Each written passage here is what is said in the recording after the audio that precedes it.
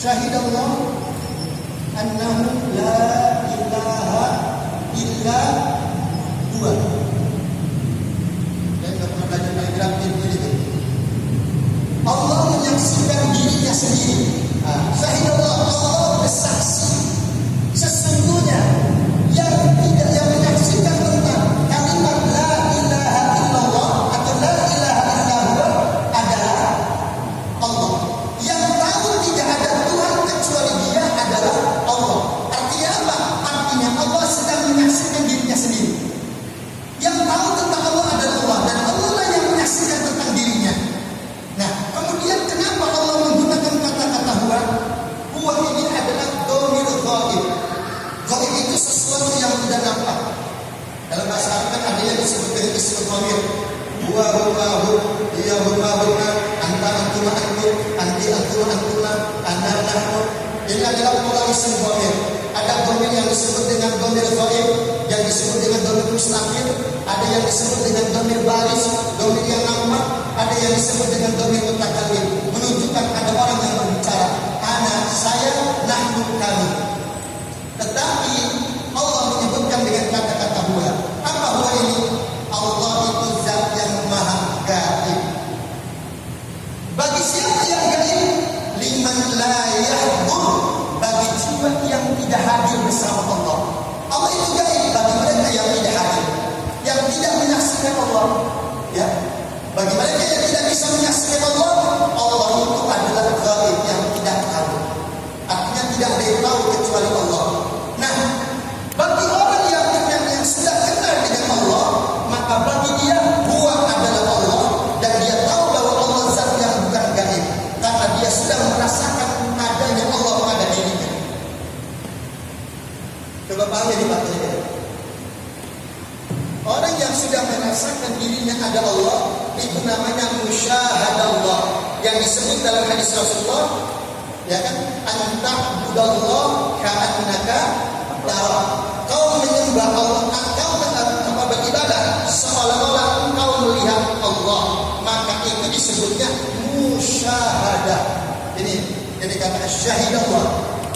Orang yang sudah beribadah seolah-olah ya dia melihat Allah, maka disebutnya maqamul musyahadah, maqam syuhud, maqam kenal, maqam menyaksikan Allah Subhanahu wa taala.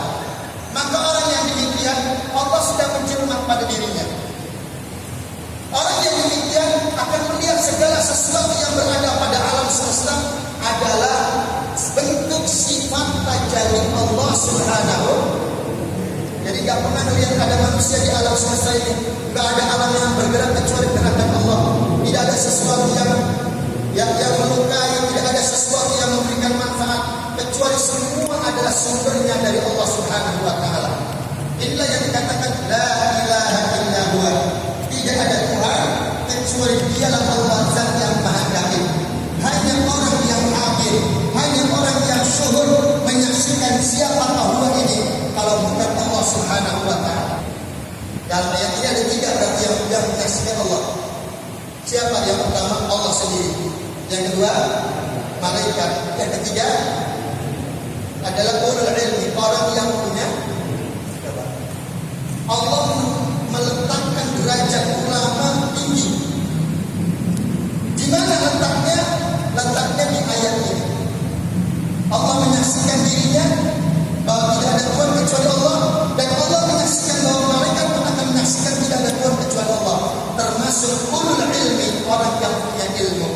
Itulah yang menyaksikan keberadaan kalimat tauhid la ilaha illallah. Baik. Kemudian yang kedua, ayat yang kedua di dalam Al-Quran. Nah, di situ ada kalimat ini. Kaifa bada subhanahu wa ta'ala bi nafsihi. Bagaimana Allah memulai dengan dirinya. Wassalam bil malaika, dan Allah menomorduakan malaikat. Wassallasa bi ahli ilm, dan Allah meletakkan nomor ketiga ahli ilm. Berarti ulama adalah bagian orang-orang yang bisa menyaksikan Allah Subhanahu wa taala. Coba, berarti ulama saja, orang berilmu saja yang bisa menyembah Allah. Orang berilmu saja yang bisa menyatakan la ilaha illallah. Kalau bukan karena orang berilmu, maka manusia tidak bisa menyaksikan la ilaha illallah. Coba, siapa lagi? Maka manusia di mana kalau bukan ulul ilmu ini? Ilmu. Malaikat bukan manusia, Allah bukan manusia, tapi ulul ilmi adalah sifat manusia yang Allah berikan kepada hamba-Nya. Malaikat tidak diberikan ilmu, ya, tapi Allah berikan ilmu kepada manusia. Maka derajat yang paling tinggi di sisi Allah yang bisa menyaksikan tauhid la ilaha illallah adalah ulul ilmi, orang yang punya ilmu.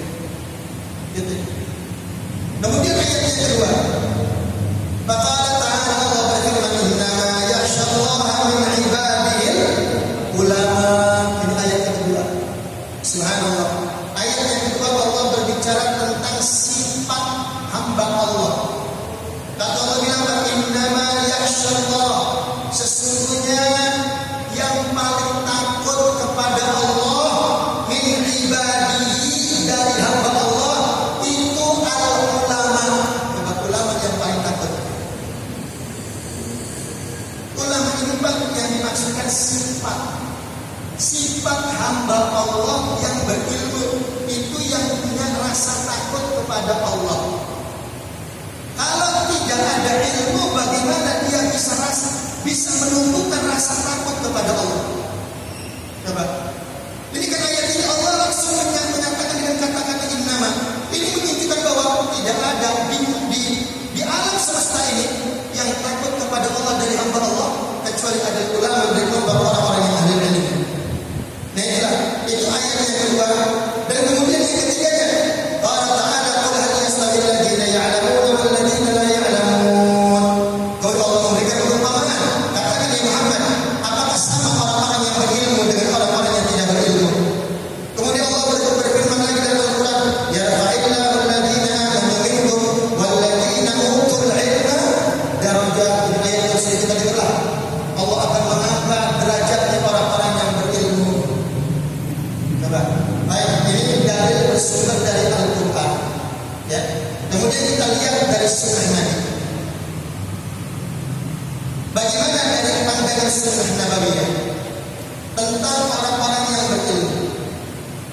Dalam satu hadis dari Sayyidina Utsman bin Affan radhiyallahu taala anhu, qala, beliau berkata, qala Rasulullah sallallahu alaihi wasallam, Rasul bersabda, yashfa'u. Ini beliau menggunakan kata-kata yashfa'. Apa artinya yashfa'? Memberikan syafaat. Nanti di hari kiamat kita butuh kepada syafaat Nabi. Ya. Bahkan dalam satu riwayat menceritakan nanti ketika manusia kumpul di padang mahsyar, manusia segitu banyaknya dikumpulkan dari zaman Nabi Adam sampai nanti terjadinya hari kiamat. Siapa yang akan mengemban beban yang begitu berat dan besar, mengayomi manusia seisi dunia ini? Ya, maka semua diserahkan kepada Nabi Adam. Kenapa? Karena beliau adalah Sayyidul Bashar, pemimpin manusia. Ya kan, yang pulang-pulang jadi manusia itu kan dari Nabi Adam. Nabi Adam yang sanggup diserahkan kepada Nabi Ibrahim karena dia adalah Khalilullah, kekasihnya Allah. Nabi Ibrahim tidak sanggup diserahkan kepada Nabi Sulaiman. Nabi Sulaiman tidak sanggup diserahkan kepada Nabi yang lain. Dan pada akhirnya diserahkan kepada Nabi kita Muhammad. Coba luar biasa ini, Nabi Muhammad diserahkan. Maka semua para manusia dari zaman Nabi Adam sampai saat nanti hari kiamat itu berada pada syafaatnya Nabi kita Muhammad sallallahu alaihi wasallam. Ya Allah, ini luar biasa. Nabi begitu sayangnya kepada umat, bahkan dia siap untuk memberikan syafaat kepada seluruh manusia saat sedunia ini. Coba lihat, di situ Nabi mengatakan yashfa'u, akan memberikan syafaat yaumul qiyamah, pada hari kiamat. Salah satu, ada 3 kelompok yang akan memberikan pada hari kiamat ini syafaat. Pertama, al-anbiya, para nabi. Nah, ya, pertama semua nabi bisa memberikan syafaat. Kalau nabi punya syafaat, maka ulama punya karamah. Ya. Kalau nabi punya syafaat, maka ulama punya karamah. Nah, selain ulama dan nabi tidak ada yang diberikan oleh Allah kecuali hasil dan ibadah itu. Terkadang kan orang memahami tentang karamah itu, apa sih yang disebut keramat itu? Ya, keramat itu datang ke kiai minta keramatnya. Saya datang berziarah ke makam wali songo, saya minta keramatnya. Bukan keramat itu maksudnya. Keramat itu adalah orang yang duduk di majelis ilmu, kemudian mengambil ilmu dari ulama, itu yang mendapatkan karamat ulama. Kadang-kadang kita nyebut keramat itu, kuburan itu ada keramatnya itu. Di wali songo ada keramatnya itu, keramat yang mana? Ada keramat tunggaknya ada. Keramat itu apa? Keramat itu adalah amrun khariqun li'adatin nas. Sebuah persoalan yang di luar nalar logika manusia. Sesuatu persoalan yang berada di luar nalar logika manusia, itu namanya karamah. Kemuliaan yang Allah berikan. Misalnya apa? Misalnya dari ibadah salatnya, puasanya, baca Qur'annya, mujahadahnya, itu luar biasa. Yang semua orang pada umumnya tidak bisa melakukan itu. Tapi ulama, orang-orang yang dekat kepada Allah bisa melakukan itu. Itu yang disebut dengan karamah. Apa ini kita Pak? Kalau orang-orang yang bertanya, oh itu kiai itu di situ keramatnya tinggi itu. Saya waktu lagi datang ke dia, tahu dia terbang. Duduknya di atas balai, balainya dicabut, dia tetap berdiri. Wah, itu luar biasa, itu keramat itu. Nah, keramat itu adalah amrun khariqun li'adatin nas. Sebuah persoalan yang dilakukan oleh seorang ulama, orang yang dekat kepada Allah, yang tidak bisa dan tidak bisa dilakukan oleh umumnya manusia. Itulah yang disebut dengan karamah. Kemuliaan yang Allah berikan kepada hamba-Nya. Nah, ini yang pertama adalah para nabi. Yang kedua, summa ulama, kemudian para ulama. Summa syuhada, kemudian para syuhada. Mereka 3 kelompok orang yang akan memberikan syafaat nanti pada hari kiamat. Ya. Kemudian Rasulullah bersabda lagi, "Idza aradallahu bi'abdi khairan faqihuhu fid din wa alhimahu rusydah." Ya, dalam hadis Rasulullah mengatakan, ketika Allah ingin menjadikan hamba-Nya menjadi orang yang baik, maka Allah memberikan paham dalam urusan agama dan Allah memberikan ilham, yaitu rusydah. Rusydah itu adalah kawan yang akan menemani dia dalam segala kegiatan yang dia laksanakan. Kemudian yang terakhir, Rasulullah juga mengatakan, "Kun 'aliman aw muta'alliman aw mustami'an aw muhibban wa la taqul khamisan fatahlim." Di sini Rasulullah mengatakan, jadilah kamu ulama atau jadi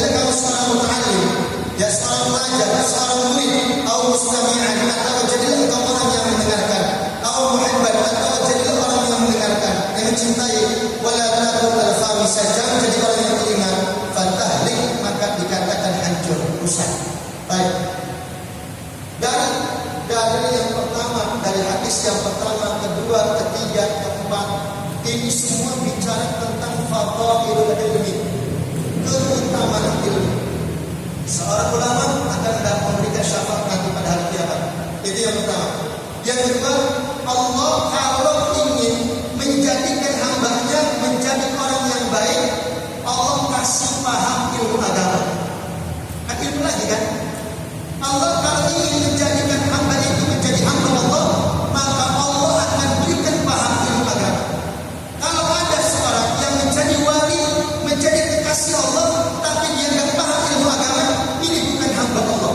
Ini bukan orang yang dicintai oleh Allah. Kenapa? Karena melanggar hadis Rasulullah. Karena orang yang akan diangkat menjadi orang yang baik di sisi Allah, caranya adalah faqahahu. Allah akan memberikan paham kepada dia fiddin, dalam urusan agama. Coba. Ini yang kedua. Kemudian yang ketiganya, yang keempatnya, jadilah kamu seorang ulama, muta'allim, mustami'an atau muhibban. Ini adalah pilihan hidup. Ini hadis yang sering kita dengar, Pak. Dan makanya saya tidak menjelaskan secara utuh. Ya, karena ini hadis dari Quran sering sekali kita dengar. Ini bicara tentang fadhailul ilmi, keutamaan daripada ilmu. Baik. Nah, sekarang kita bicara tentang ilmu manfaat sekarang. Coba Pak, sekarang yang disebut ilmu manfaat selama ini kita dengar apa? Ilmu manfaat itu kan ilmu yang ketika kita dapat ilmu kemudian kita amalkan, ya kan? Setelah diamalkan kemudian intisyar bidakwah, kemudian disebarluaskan melalui dakwah. Itu adalah ilmu yang bermanfaat. Padahal makna ilmu bermanfaat itu bukan itu. Mari kita lihat dalam satu riwayat hadis yang diceritakan oleh ulama. Nabi Allah Subhanahu wa taala pernah berfirman kepada Nabi Daud. Kata Allah bilang apa? Ya Daud, ta'allum al-ilm an-nafi'. Belajarlah olehmu ilmu nafi', ilmu manfaat. Coba. Allah perintahkan ta'allum al-ilm an-nafi'. Belajarlah kamu ilmu yang nafi', ilmu yang bermanfaat. Kemudian beliau bertanya, ya Allah, apa sih yang disebut ilmu manfaat itu? Maka Allah mengatakan ilmu yang manfaat itu adalah ilmu ketika kau mengenal aku, Zat yang maha kudrah, maha kuasa, maha iradah, maha punya keinginan, dan kamu merasakan dirimu adalah lemah, berarti kau sudah mengenal tentang ilmu yang manfaat. Berarti kan ilmu manfaat itu sebetulnya adalah pengakuan diri kepada Allah. Orang jika sudah mengaku bahwa Allah adalah Tuhannya, itulah ilmu yang betul-betulnya manfaat. Ya, itu adalah betul-betulnya ilmu yang bermanfaat, bukan ilmu yang selama ini dipahami oleh orang bahwa ilmu manfaat itu adalah ilmu yang diamalkan, kemudian ilmu yang disebarluaskan untuk didakwakan. Ini adalah ilmu yang bermanfaat. Dan inilah salah satunya tentang ilmu manfaat. Baik, sebelum saya akan jelaskan, akan tambahkan tentang, karena saya kalau nggak ada negatif kitabnya akan sulit menjelaskannya. Ya. Dan saya minta nanti ketika ada pertemuan selanjutnya, kenapa sih harus ada kitab? Kemarin kan diminta untuk dibuatkan kitab. Ya, sebetulnya kitabnya itu adalah kitab ini Pak. Ini kitabnya terlalu tebal, jadi kalau dibuat fotokopi, repot dari saya. Ini kitab ini kan tebal, kalau ini fotokopi dan tidak ada terjemahannya lagi. Jadi kalau misalnya saya berikan kertas kan bisa saya terjemahkan. Karena saya kalau ingin membaca kitab itu, semua yang ingin mengaji kitab harus punya kitab. Kalau nggak punya kitab kesulitan. Ya. Kenapa? Karena setiap kalimat dalam bahasa Arab itu punya makna tersendiri. Tadi ayat tadi itu kalau dijelaskan akan lebih banyak lagi penjelasannya. Kalau kita lihat langsung dari tulisannya aja, gitu ya. Dan ini untuk selanjutnya saya mohon mungkin setelah difotokopi, kalau misalnya setiap ngaji dibagi lagi. Karena di mana-mana begini Pak.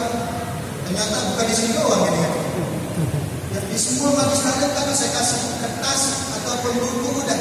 Apalagi di kampung. Di kampung udah di fotokopi kitab dibagiin. Minggu pertama ada, minggu kedua hilang semua. Sekalinya ada, lecek banget. Kalau kita harus dikerti mau berangkat, jadi manfaatnya kurang terhadap ilmu. Ya, baik. Saya sekarang langsung bukan saya tanya jawab dulu. Mungkin ada yang ingin bertanya tentang persoalan kemarin pembahasan tentang ilmu pertemuan minggu kemarin atau sedikit tadi yang saya sampaikan. Dan saya tidak akan menjelaskan kecuali kalau kita sudah punya bukunya. Ini ada prinsip saya, karena saya pikir setiap minggu, setiap bulan itu mesti ada kertas yang dipegang sama kita. Ada orang kalau udah megang buku itu menunjukkan ada niat mau ngaji gitu. Kalau nggak pegang kantong ini nggak ada niat sama sekali ngaji. Ya, baik saya buka tanya jawab silakan yang terkait dengan persoalan ilmu yang tadi atau yang pertemuan bulan kemarin yang ingin ditanyakan silakan.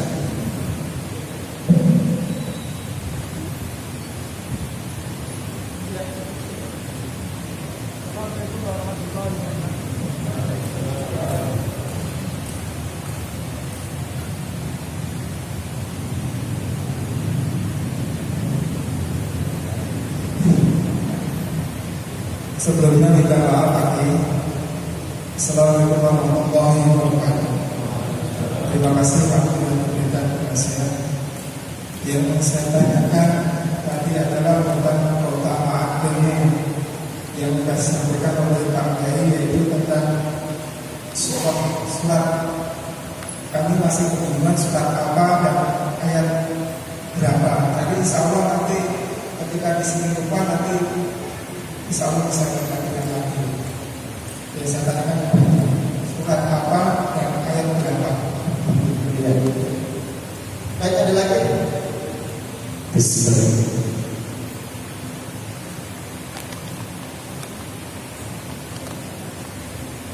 Silakan ada lagi. Assalamualaikum warahmatullahi wabarakatuh. Kemarin membahas tentang masalah mencari guru ya. Dan bagaimana untuk kita mengetahui guru rohaniah kita atau guru futuh kita, bagaimana kita untuk merasakannya itu? Apa kita mencari atau bagaimana ya?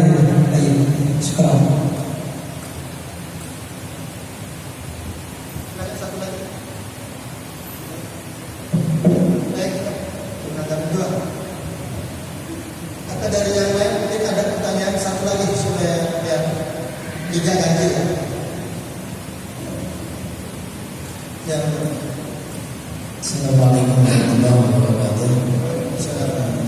Ini saya mau tanyakan tentang rusdan terkait tentang rusdan teman yang menemani ya. Jadi dimaksud dengan rusdan itu bagaimana? Itu saja. Assalamualaikum warahmatullahi wabarakatuh. Baik, pertanyaan pertama saya lupa tadi Bapak. Itulah kekurangannya Pak, karena kita nggak megang kitabnya. Maka tadi saya lihatin udah, nggak ada megang kitab, jadi saya bingung ini harus. Makanya saya baca langsungin aja dah. Gitu. Walaupun saya baca kemudian saya sebut surat juga bingung suratnya mana. Baik, untuk tadi kalau di kertas yang dibagikan sudah ada di situ ada surat Ali Imran ayat 18. Untuk syahidallah annahu la ilaha illa huwa. Itu yang pertama. Yang kemudian yang kedua, innama yakhshallaha min ibadihi ulama, innallaha azizun ghafur. Itu surat Fatir ayat 28. Kemudian qul hal yastawil ladzina ya'lamuna wal ladzina la ya'lamun, itu dalam surat Az-Zumar ayat 9. Dan kemudian diakhiri dengan kata-kata yarfa'illahu alladzina amanu minkum wal ladzina utul ilma darajat, itu dalam surat Al-Mujadalah ayat 11. Itu tadi ayat-ayatnya. Kenapa? Karena tadi saya tidak menyebutkan itu, bahkan tadi nggak saya jelasin semua ini. Kenapa? Ya alasannya karena ini nggak ada megang buku pun tidak, megang kitab pun tidak. Saya pikir kertas kemarin masih ada gitu ya. Baik, itu jawaban untuk sementara ya, karena Bapak nggak memegang kitabnya. Kemudian yang kedua,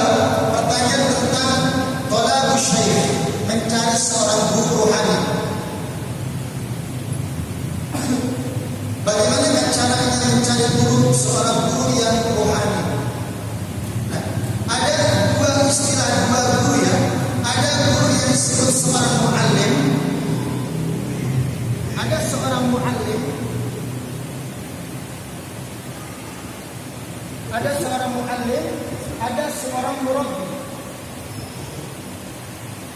Muallim itu adalah seorang yang mengajar ilmu pengetahuan. Di sekolah, atau di tempat ini pun disebutnya muallim. Ya. Muallim itu adalah orang yang menyampaikan ilmu, yang mengajarkan ilmu, tapi tidak mentarbiah rohnya. Karena tugas yang diberikan oleh Rasulullah di dalam Al-Quran, Rasulullah berfirman, "Kama arsalna fikum rasulan minkum yatlu 'alaikum ayatina wa yuzakkikum wa yu'allimukumul kitaba wal hikmah." Ada 3 tugas yang diberikan oleh Allah kepada Rasulullah. Pertama adalah tablighul ahkam.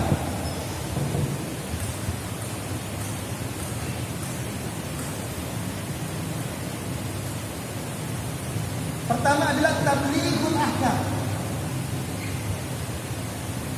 Yang kedua adalah tanfizul ahkam. Ketiga adalah tazkiyatun nufus. Nah, coba lihat. Saya mengawali dari sini dulu supaya kita paham. Allah mengatakan dalam Al-Quran, kama arsalna yatlu 'alaikum ayatina wa yuzakkikum wa yu'allimukumul kitaba wal hikmah wa yu'allimukum ma lam takunu ta'lamun. Dalam ayat ini Allah memberikan tugas kepada Rasulullah, dan ini adalah tugas seluruh manusia. Apa di antara tugasnya? Pertama adalah yu'allimukumul kitab, mengajarkan Al-Quran dan Sunnah. Disebutkan adalah tablighul ahkam ilal bashar, menyampaikan hukum-hukum syariat Islam kepada manusia. Oke, ini yang pertama. Ini tugas pertama. Dan semua tugas muslimin dan muslimah yang dia punya ilmu, yang dia punya hukum, sampaikan hukum ini kepada semua manusia. Yang kedua, tanfizul ahkam. Selain menyampaikan hukum, ada juga yang disebut tanfizul ahkam, meluruskan hukum yang melenceng dari syariat. Banyak orang menyampaikan hukum, tapi sedikit orang yang meluruskan hukum. Kenapa? Karena yang paling susah adalah meluruskan hukum dibandingkan dengan menyampaikan hukum. Contohnya begini, di kampung saya ada acaranya 1 hari, 3 hari, 7 hari. Kadang-kadang saya bingung ketika tahlil di depan itu udah ada teh setengah, susu setengah, ya kan? Kemudian kopi setengah, bubur setengah. Saya tanya, ini kenapa setengah semua buat saya? Maaf Pak Ustaz, ini bukan buat Pak Ustaz, ini buat siapa? Ya udah taruhnya di depan katanya. Nah kalau taruh di depan, kenapa naruh di depan saya? Kalau naruh di depan saya berarti kan buat saya. Dia menjalankan perintah Allah, tapi di dalam perintah tersebut ada sesuatu yang tidak disukai oleh syariat. Apa? Meletakkan sesuatu yang tidak ada tuntunan syariat. Apa di antaranya? Apa tadi namanya? Coba tahu itu apa namanya itu kalau yang ditaruh di depan itu? Sesajen. Tahu kan? Sesajen. Mungkin dia pikir kalau gua naruh sesajen di pohon asam, mendingan di sini dah depan kiai dah. Kalian tuh biar jimnya sekali gabung jadi satu di situ. Coba lihat, ini kan gak ada tuntunannya dalam syariat. Artinya apa? Coba, orang semuanya ibadah, orang semuanya melaksanakan perintah Allah. Tapi ketika ada tradisi yang begini, yang seharusnya ini diluruskan, siapa yang berani untuk menghilangkan tradisi ini? Coba, artinya apa? Meluruskan hukum yang melenceng dari syariat ini jauh lebih susah dibandingkan dengan menyampaikan hukum. Dan 2, ini tugas ulama. Paham ya? Ini saya cerita dulu di sini. Jadi perbedaan antara mu'allim dan murabbi. Yang ketiga, tazkiyatun nufus, pembersihan jiwa dan rohani. Ulama fikih, ulama tauhid gak mau berurusan dengan ini. Ya, tugas mereka adalah hanya menyampaikan hukum agama, meluruskan hukum agama, menyampaikan isi kandungan Al-Quran dan Sunnah. Setelah itu selesai, mereka mau mabuk, mau apa, bukan urusan mereka. Mereka tidak mendidik rohaninya, mereka selama ini mendidik akalnya agar mendapatkan ilmu pengetahuan agama. Bagaimana cara ibadah? Begini caranya. Diajarkan bagaimana cara Syafi'i, bagaimana cara Syafi'iyah, bagaimana cara Maliki, bagaimana cara Malikiyah. Bahkan semua hukum dijelaskan dari 4 mazhab. Tapi itu konsumsi akal, nggak pernah masuk menyentuh kepada konsumsi rohani, konsumsi jiwa, di mana ada tugas yang ketiga yang jauh lebih berat adalah tazkiyatun nufus, mengontrol jiwa dan rohani seorang hamba. Ulama kadang-kadang ceramah, habis ceramah dapat amplop pulang udah. Gitu kan? Ceramah selesai dapat amplop pulang, nggak pernah mengontrol jiwa. Bagaimana nih umat ini? Ya, coba tanya bagaimana sholatnya, bagaimana ibadahnya. Coba dulu pada di zaman Rasulullah setiap 1 minggu sekali mengadakan sebuah pertemuan antara sahabat satu dengan sahabat yang lain. Mereka dikontrol jiwanya oleh Rasulullah. Coba sampai-sampai mereka mendapatkan banyak ilmu dari Rasulullah SAW. Ini makna daripada tazkiyatun nufus.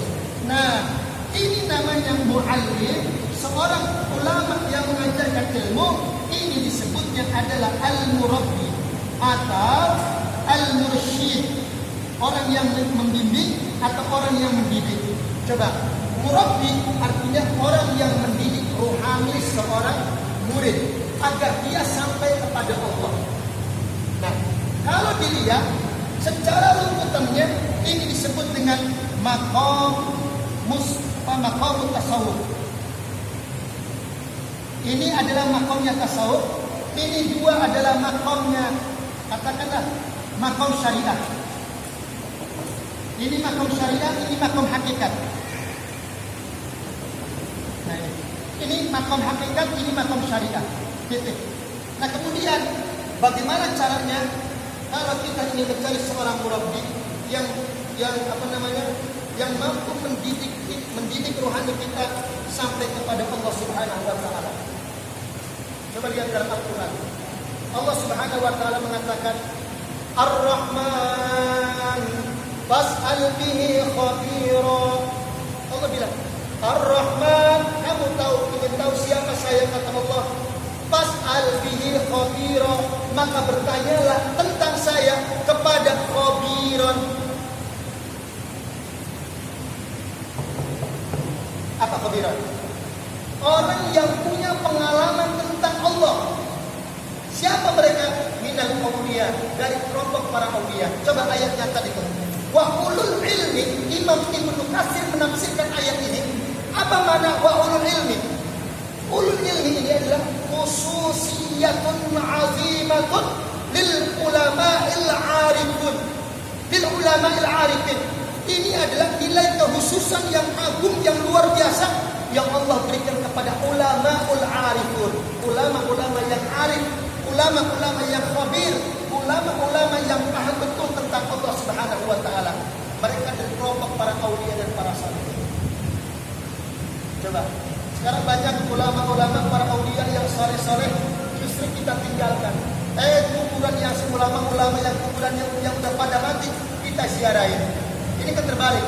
Mestinya kita ziarah ke makam para wali yang masih hidup, bukan ziarah kepada wali yang sudah mati. Buat apa ziarah kepada orang yang sudah mati? Yang seharusnya orang yang mati justru minta doa kepada yang hidup. Coba orang yang mati kira-kira bisa nggak mendoain kita? Tidak bisa. Kenapa? In qata'a amaluhu, sudah terputus semua amalnya. Nggak ada yang nyambung. Nggak ada orang yang mati itu bisa mendoakan kepada orang hidup. Tetapi lantaran orang yang meninggal ini adalah seorang ulama, seorang aulia yang Allah Subhanahu wa taala cinta kepada dia, maka kita ngambil berkah karomah dari orang yang. Makanya coba lihat adab seorang ulama ketika mau berziarah kubur seperti yang dirasakan oleh Syekh Al-Imam Abi Yazid Al-Bustami. Imam Abi Yazid Al-Bustami meninggal dunia. Begitu meninggal dunia, kewaliannya terkenal di seluruh penjuru pelosok negara. Oh, itu Abi Yazid Al-Bustami seorang wali. Akhirnya apa? Di daerah sebelah sana ada seorang raja. Raja itu ngedengar katanya ada seorang wali. Kalau udah mendengar seorang wali berarti orang yang dekat kepada Allah, orang yang sudah mengenal Allah Subhanahu wa taala. Maka raja itu datang berkunjung untuk berziarah ke makam Abi Yazid Al-Bustami. Datang ke raja bersama dengan yang lainnya. Begitu dia datang ke makam itu, ada Harisul Qabri, penunggu kuburan, apa namanya? Kuncen. Mbak Kuncen, ini katanya makam wali betul. Ya betul makam wali ini. Sebelum saya berziarah ke makam wali, ada satu adab dari Rasulullah. Apa adabnya? Jika kau ingin berziarah ke makam para aulia dan ulama, minta nasihatnya dulu. Apa nasihat yang pernah disampaikan kepada ulama yang mati ini sampai dikunjungi oleh orang banyak? Jangan-jangan saya salah mengunjungi. Akhirnya apa? Maka Kuncen itu mengatakan, Al-Imam Yazid Al-Bustami yaqul, Imam Abi Yazid Al-Bustami pernah berkata, Man yarani dakhala al-jannah. Siapa orang yang pernah melihat saya, dakhala al-jannah, masuk ke dalam surga. Coba lihat. Ini kalimat ini kalau dimakan mentah-mentah, udah banyak banget yang salah ini. Coba, yang kan merasa yang melihat dia sultan, waduh, masuk surga nih. Coba, akhirnya apa? Ini seorang katakan penguasa sultan dan dia juga seorang ulama langsung pergi. Jadi ngomongnya begitu ya, langsung beruntung sampai jalan. Apa kata tuh Raja itu bilang? Bagaimana mungkin orang yang namanya Abi Yazid Al-Bustami ngelihat dia masuk surga? Coba lihat Abu Jahal ngelihat Nabi seumur hidup nggak pernah masuk surga. Kuncen ngomong, ya, na'am, anna Aba Bakrin yansuru Rasulullah rasulan wa anna Aba Jahlin yansuru Rasulullah ibn al-akhi. Apa kata Kuncen bilang? Abu Bakar orang lain ngelihat Nabi dia seorang rasul. Tapi kalau Abu Jahal ngelihat Nabi adalah saudara dari anak daripada saudara Abdullah. Makanya dia tertutup, terhijab karena ada ikatan saudara. Coba lihat. Orang kalau udah ngelihat saudara udah susah. Biar katanya saudara kita wali, tetap aja nggak percaya. Kecuali Allah bimbing dia, Allah berikan ilmu kepada dia, baru dia paham. Baru, oh jadi begitu ya, langsung dia berziarah. Nah inilah salah satu adabnya. Orang kalau tahu ini makam seorang wali, tanyakan dulu apa nasihat yang pernah diberikan kepada umat. Sampai-sampai orang mengklaim dia seorang aulia. Karena faedahnya mengatakan la ya'lamul wali illa wali. La ya'lamul wali illa, enggak ada yang tahu dia wali kecuali wali. Karena orang awam tahu semua kalau dia wali. Bahkan orang masih hidup kalau dibilang wali. Sampai ada seorang kiai bikin di pendoponya waliullah. Gila, sebelum gila ini namanya. Karena seorang aulia ketika dia tahu dirinya wali pun akan dirahasiakan oleh dia. Kenapa? Orang yang menampilkan kewalian dia di hadapan orang lain, justru itu belum dikatakan sahih kewaliannya di hadapan Allah Subhanahu wa taala. Nah, sekarang siapakah murabbi ini? Kemarin syarat-syaratnya sudah saya sampaikan. Ya. Syaratnya pertama ayyakuna aliman. Pertama dia harus berilmu. Aliman fil Quran, aliman fil hadis, aliman fil usul hadis, aliman fil tafsir, aliman semua dia alim. Katakan umur dunia wal akhirah. Urusan agama, urusan akhirat, dunia, dia betul-betul alim, ngerti semuanya. Ini yang disebut dengan murabbi. Yang kedua, ayyakuna mursyida. Dia bisa membimbing umat. Enggak semuanya Pak, orang bisa membimbing umat.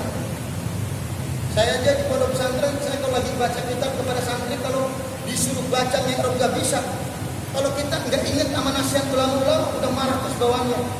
Ini bocah udah diajari kagak bisa-bisa juga. Coba lihat. Tugas kita adalah menyampaikan ilmu, selebihnya Allah yang bagi paham. Kalau kita kan enggak pengennya Pak, dia harus cerdas di tangan saya. Kalau gitu dia jadi Tuhan lagi selain Allah. Tugas kita ibadah, sampaikan saja. Ilmu sampaikan. Mau paham atau enggak udah. Urusannya udah belakang dah. Yang penting tugas kita adalah menyampaikan apa yang Allah dan Rasulnya perintahkan kepada kita. Yang kedua, ayyakuna mursyida. Dia seorang mursyid. Yang ketiganya adalah ayyakuna murabbiya. Dia seorang murabbi. Murabbi itu adalah orang yang mampu mendidik rohaninya. Siapa yang tahu ini? Adalah seorang wali tadi. Siapa wali itu? Wallahu a'lam.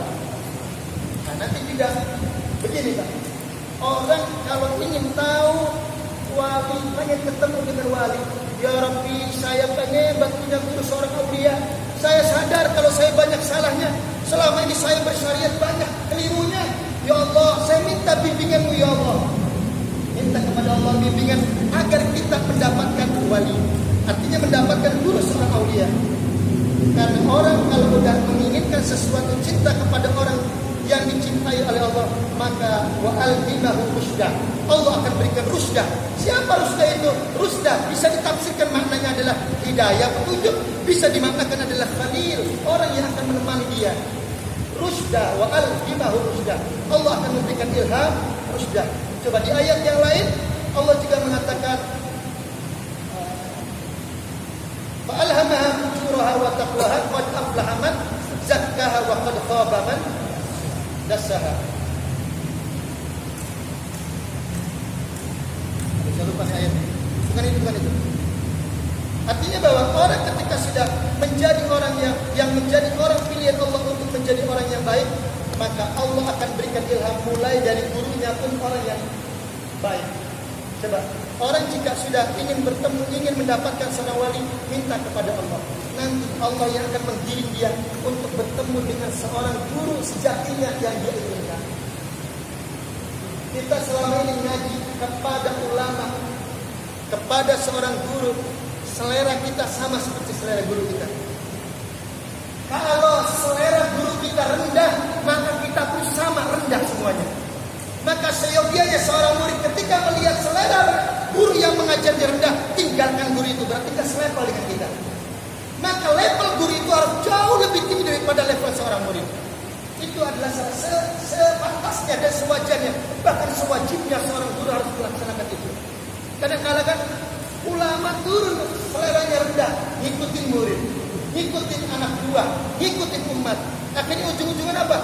Udah selera guru sama seperti selera ya artinya umat biasa, sehingga tidak ada peningkatan kualitas ibadah, ilmu dan lain sebagainya.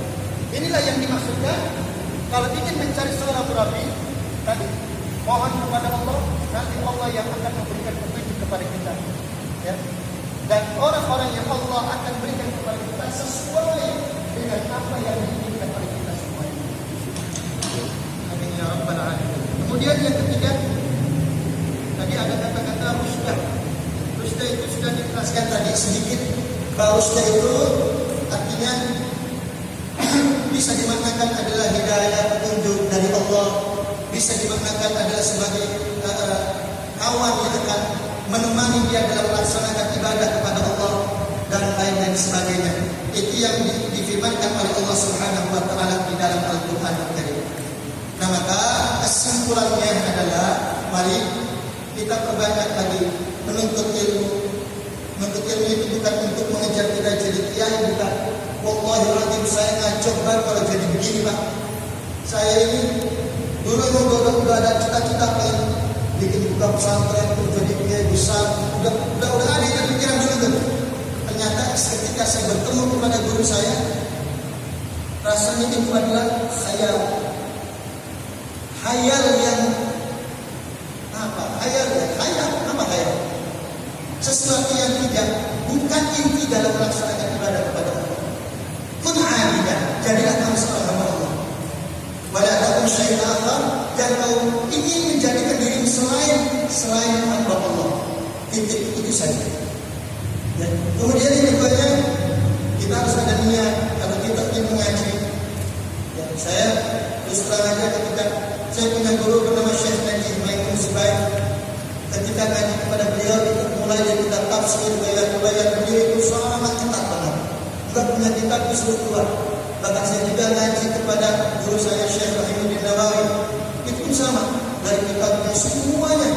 Ternyata kenapa demikian? Menghargai kertas tulisan ini, Pak, berarti kita menghargai Allah Subhanahu wa taala. Adab seorang murid 3, 1 menjaga majlis ulama, bukan majlis ulama MUI, bukan ya? Maksudnya ini kan sebut majlis ini. Menjaga majlis ulama ini semua dijaga dengan rapi. Sebelum mulai ngaji dibersihkan, itu namanya menjaga majlis ulama. Yang kedua, menjaga ilmu ulama. Yang ketiga adalah menjaga ulamanya. Ini 3 tugas seorang salih kepada Allah Subhanahu wa taala. Maka harus dipersiapkan. Dan di rumah itu kalau mengaji sudah buku apa. Ini lagi anak kayak ya kalau di kampus saya banyak begini nih. Ya kalau berangkat ada ya artinya kita di sini Pak, saya bukan seorang guru, saya ya anggap aja kita mudah tahu. Kita konsultasi bersama-sama suatu saat kalau saya nggak tahu jawabannya, ya saya bikin PR. Saya nggak mau kalau saya nggak tahu jawabannya, kemudian saya menjawab tanpa ada dalil yang menyebutkan dari ulama, baik dari Al-Quran maupun dari Sunnah. Kenapa demikian? Karena khawatir apa yang kita sudah ucapkan tidak akan bisa kembali lagi. Kalimat kalau udah keluar nggak bisa kembali lagi. Hati-hati. Makanya berbahaya jadi ulama itu. Berbahaya bagi orang yang menyampaikan ilmu itu kalau tidak betul-betul dijaga dengan baik. Ya, baik itu saja yang dapat saya sampaikan. Dan ini adalah buat pelajaran buat kita semua. Saya mohon untuk minggu depan, bulan depan kita bawa bukunya. Insya Allah kalau misalnya kita pengen dijadikan buku, ya nanti saya akan pilihkan dulu bab-babnya karena kalau segini ketebalan di bawahnya. Kalau daripada segini mendingan langsung aja beli kitabnya. Ya, ini kitab Aqaid dan Tasawuf. Ini dikarang oleh Syekh Abdul Qadir Isa. Syekh Abdul Qadir Isa adalah seorang guru ulama daripada beliau punya murid namanya Syekh Yusuf bin Qurbah Al-Hasani. Syekh Yusuf bin Qurbah Al-Hasani punya murid namanya Syekh Rahimuddin Nawawi dan saya adalah muridnya daripada Syekh Rahimuddin Nawawi. Jadi saya tasawuf di sana saya bersambung kepada beliau langsung kepada pengarang kitab ini. Mudah-mudahan bermanfaat buat kita semua. Amin. Ya Rabbal Alamin bihaqqil Fatihah. Alhamdulillah minasyaitonir rajim. Bismillahirrahmanirrahim. Alhamdulillahirabbil alamin. Arrahmanir rahim. Maliki yaumiddin. Iyyaka na'budu wa iyyaka nasta'in. Shiratal mustaqim. Shiratal ladzina an'amta 'alaihim ghairil maghdubi 'alaihim waladdallin. Walhamdulillahirabbil alamin. Assalamualaikum warahmatullahi wabarakatuh.